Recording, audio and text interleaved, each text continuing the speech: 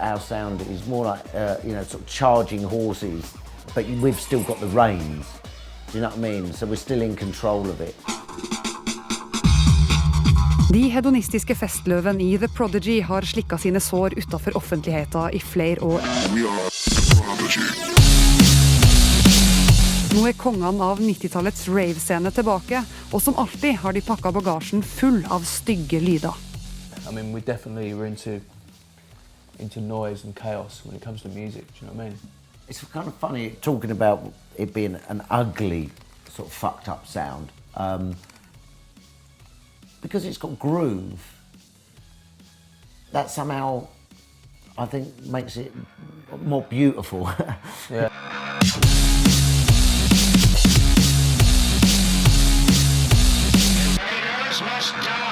I think a lot of the tracks get pushed to their outer edge, to their boundaries. They get packed full of ideas, and they get filled with noise and sonics and riffs and big sounds.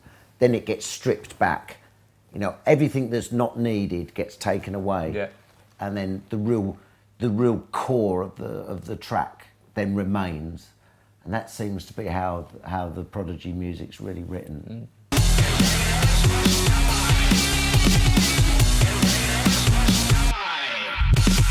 Something makes me go back to the groove, and the groove, that internal body clock that the music moves,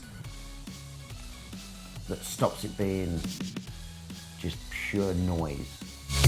De fleste forbinder kanskje Prodigy kun med rave-parties, ecstasy og en dose punk, men det var faktisk den harde hip-hopen som var utgangspunktet for bandet. I remember at the time when I was really into hip-hop and like LL Cool J and the first Beastie Boys albums, which were great records, but they were quite sparse and just quite sort of like simple, just with sometimes just a drum machine and like a vocal, and a guitar stab or something.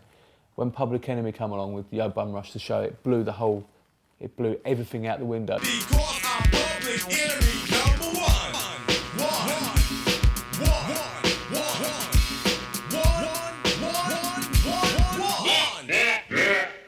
Public Enemy number one, when I heard that, it was totally different to anything. It kind of just turned everything on its head.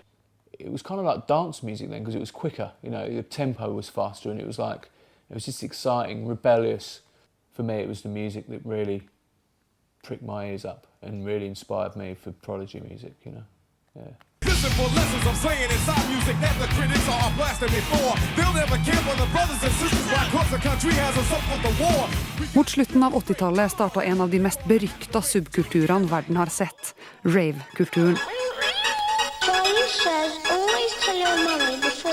Prodigy var med fra starten med det kalde, industrielle lydbildet sitt. I was into hip-hop, and friends of mine were going to these raves, and they kept saying to me, "Man, I've been to these amazing parties, you should come." I said, "Nah, I'm into hip-hop, man. I'm not into that type of stuff." And then one weekend I thought, fuck it, I'm just going to go and just see what it's all about. And I went totally straight. I just went to just see it, and the music they were playing actually wasn't that far off to like Public Enemy. I went once and didn't stop going from then until it ended. Every party was like it was the last party. Yeah. It was as if someone was going to steal it away from you. It was that special. And people didn't know really then what it was about. So it felt like you had something really special. Yeah. And I lived for the weekend.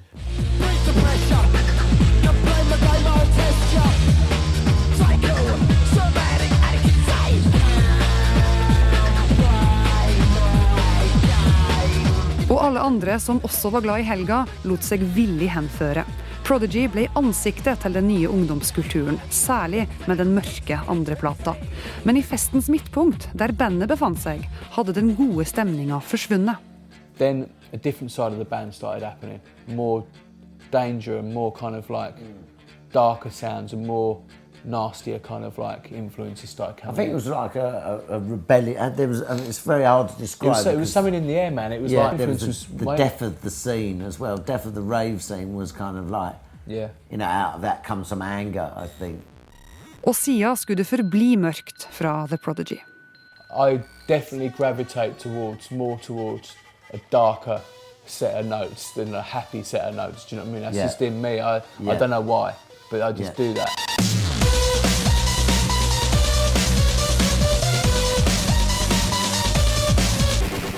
I mean, the new record has got both.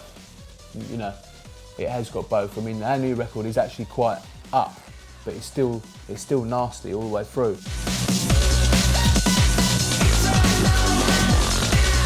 We're really proud of coming from the scene and being a part of the scene, because like to be a band from a proper youth culture, you know, it's a very unique thing, and we were proud of that. We won't forget our roots, but now we are a band that won't go down with the scene, we won't turn our back on it, but we now are not a part of that.